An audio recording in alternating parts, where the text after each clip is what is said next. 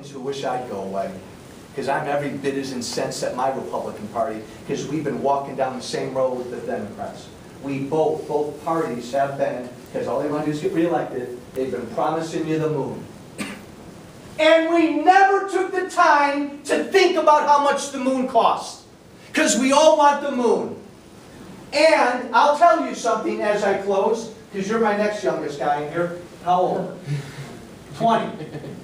Do you remember 20? What's your name? Patrick. My youngest son is Patrick.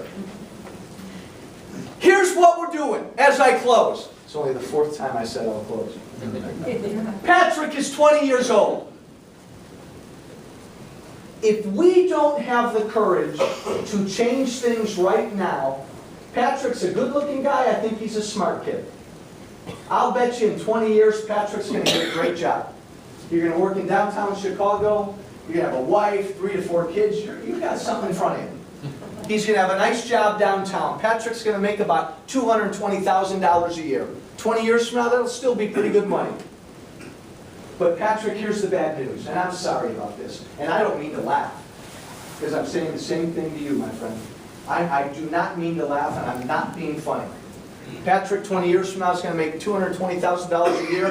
The government's going to take about $190,000 of that. Patrick, I'm sorry, but we today, and next year, and the year after, we didn't have the courage to do anything about this debt.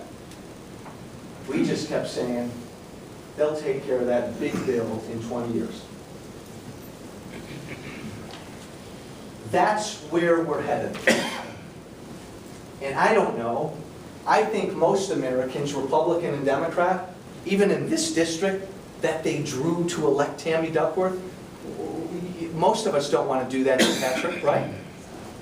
I don't care what party you are. That's not right.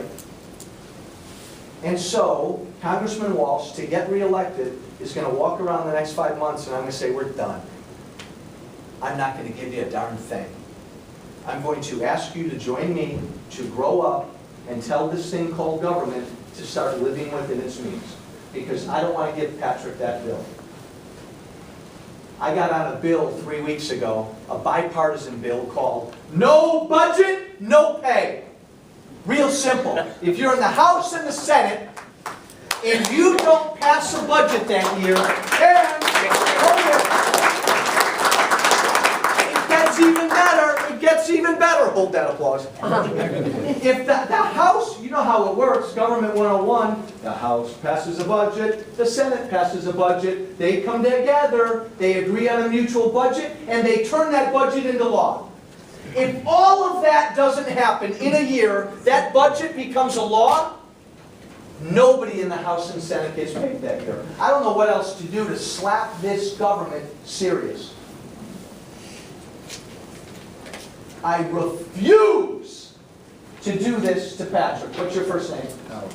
I refuse to do this to Alice. I refuse.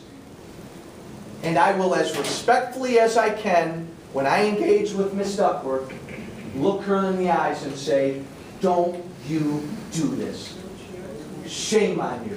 When I'm on TV, shame on you, President Obama. You know this is the country we're giving to Patrick and Alex. Don't do this. But it's up to you to tell your politicians you're ready. You're ready. You're ready to finally say, I'm going to change the game. I no longer want you to give me things. I want you to live within your means. I want you to let me be more free, keep more of my money, and you know what? I'll be more responsible for my own life. Are you ready to have that kind of country again? That's what I'm going to say. All right, I'm going to stop there. Let's take thoughts, questions on any issue. Remember, the only rule is respect. You can ask me about anything. Go ahead, sir. I just keep hearing over and over and over, and it just seems like it's just an passing. This 3 years with no budget. My wife and I gave up our budget 2.5 years ago. We'd be fighting over the most comfortable park bench to sleep on at night because we would have lost everything. I haven't been to one of your meetings in a while, but how does the government get away without a budget for 3 years? Because I know I would be out on the street if I didn't have one. Let me ask you, what's your first name? Leon. Leon, when you're behind and you're behind on your bills, many of us have been there, and you're having a hard time making ends meet, can you the next day just start printing money? We don't have credit cards, we don't borrow. Well, I'm not even talking about the credit card, you're right, and borrowing. I'm talking about the government acts differently. When they are broke and in debt, they wake up the next morning and they print more money. Right. Hey, this is a great thing to say, and I'll do this quickly. When we say trillions, what do? Oh, you roll your eyes. I don't understand trillions. Too much money. Talk real to me, Walsh. What's trillions? All right, let's bring it down. Your government. Imagine your federal government, Tyler and Alex. Your federal government is a family of 4 living in Schaumburg. Okay? You there with me? Here's what your government did last year. Family of 4 living in Schaumburg. They only made 22 grand last year, $22,000. Rough year. Mom and Dad didn't bring home a lot last year. Your government, if they were a family of 4 living in Chicago, made $22,000 last year. You know what else? They spent $37,000. Now, to your point, if I bring in $22,000 one year and I spend $37,000, I don't know how I sleep at night. Okay? Oh my God, I am a nervous wreck. I don't know how they live. That's not the end of the story. That family of 4 living in Schaumburg that's made $22,000, spent $37,000, has an outstanding credit card debt of $146,000. Oh my God, how do they live? That's what your federal government did last year. And you know what? The Republicans came to the House. We took over the House. We stopped it. It was a heck of a lot worse the year before. That's what your federal government did last year. Shame on us. And they can do it because they just borrow money. And they're borrowing money that these two are going to pay back. How you feel? You feeling good about yourselves? Yes, sir. Regarding entitlements, you mentioned about Medicare, Medicaid, and Social Security. My personal opinion is the people in government, Republicans, Democrats, and Independents, are basically responsible for the demise of those programs. Social Security was collecting money through the years, and they brought it into the government, and then politicians have spent the money, and now there's a crisis. They say, everybody says, you know, what the thing with the crisis with the pensions and things of that nature.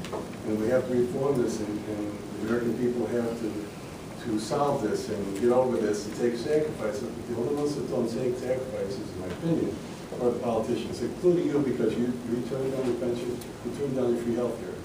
I don't understand why the government, politicians, senators, congressmen, in the state and in the federal government, are allowed to have free health care and free pensions, and then come back to us and say, well, you know, we have to cut your Social Security, we have to cut your pension. You're right. Let me stop you for a minute, because you're right. You're wrong on a couple things, but you're right on most of what you say. They don't have a free health care. They don't have a free pension. They have a great health care package. They pay into it, but it's a Cadillac plan. Great health care package, better than most people in this room, and they do have a really nice pension. Again, that they pay into, but they do have a pension. I just don't think politicians should be there that long to accumulate a pension. So, couple things. You're right in, look at Social Security. Over the years, politicians have robbed Social Security constantly. Constantly. But even with that robbing, guys, this is math. This is really simple math. When we started Social Security, we had 32 workers supporting every retiree. 32 workers supporting every retiree. Do you know what it is now? 2.5.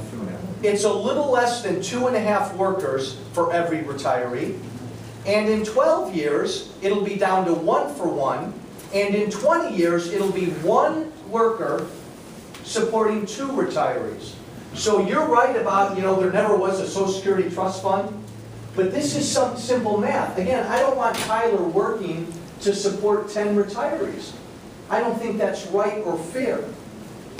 Eventually, we just got to all think big picture and think, you know what, the world's changed. Guys, pat pat yourselves on the back. This is a good thing. When we started Social Security, we were living until we were 60 if we were lucky.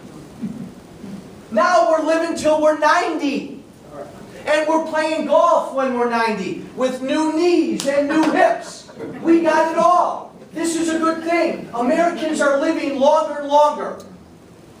That's good. 10,000 baby boomers are retiring every day.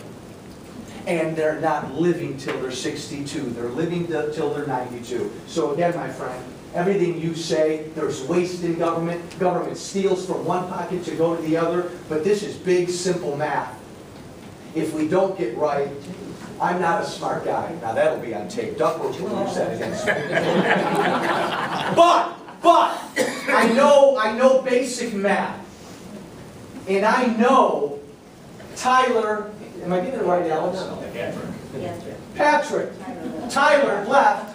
Patrick and Alex will read about Medicare and read about Social Security like we read about dinosaurs unless we do something to save these programs. Yes, ma'am. Congressman Walsh, I don't know if you remember me. I do. Okay, great. Well, I'm a big fan of yours, first of all, let me say that. I've been a Democrat my whole life and have defected to the Republican Party. I'm a divorce attorney, and I think you know my son's been abducted in India. I've been trying to get him back for 2.5 years. Friday was National Missing Children's Day.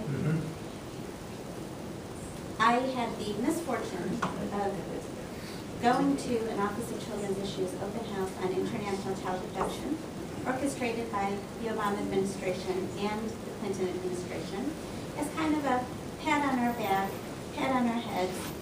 We're doing so much for you. Come, invitation only. People were there from all over the country. Parents whose children have been abducted to Holland, Tunisia, Turkey, Mexico, India, Pakistan, Iran, you name it.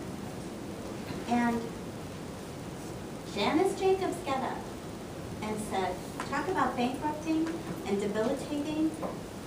Our country right now, child abduction, interstate and international, is increasing. It's rampant. It's a growing problem, huge growing problem. And these are only the reported cases. Yeah.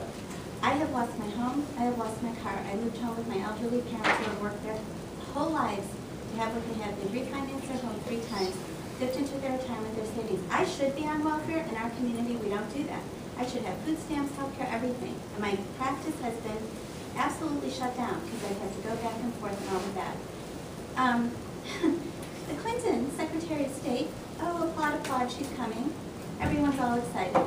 Janice Jacobs gets up and says, we've done so much. They asked about India. India is about to accede to the Hague Convention. Japan is already acceding to the Hague Convention. Aren't we wonderful diplomats? Let me tell you, whether a country is part of the Hague Convention or non-Hague, once a child's out of the country, it's impossible to get them back. We have to choose between our health, our jobs, time difference, day and night. It's an impossible task. Here's the problem. The entire audience applauded me for saying what I did. Janice Jacobs was not happy. We're getting bankrupted. Parents are committing suicide. They don't have access to health care. These people are going on health care because they're losing everything. The people whose children have been abducted. Then Hillary Clinton gets up. 5 minutes, we feel like it's the question, Congressman Joe Walsh, we are all organizing. We would like to have a peaceful demonstration to get our babies back. These babies have a right to their nationality, their citizenship. They could be presidents of the United States someday. The parents came up to me afterwards and said, thank you for speaking on our behalf. The government's doing nothing. They're shaking hands with Japan, India, trade deals, economy. Our children and babies are being stolen. What can we do about it? Are you willing to come forward? We're organizing after Yes. the demonstration. Let me give you the shortest answer I'll give. You've made me aware of this. It is a huge, huge problem. I am willing to do whatever I can to help. Thank you. So you need to let me and my staff know how I can help both privately and publicly. Thank you. Yes, sir. Okay, well, I'm currently in high school, and I can't help but say that I'm completely disadvantaged in high school. Like, it's absolutely horrible. People are graduating, and they should not even have passed certain grades. I mean, what can you do?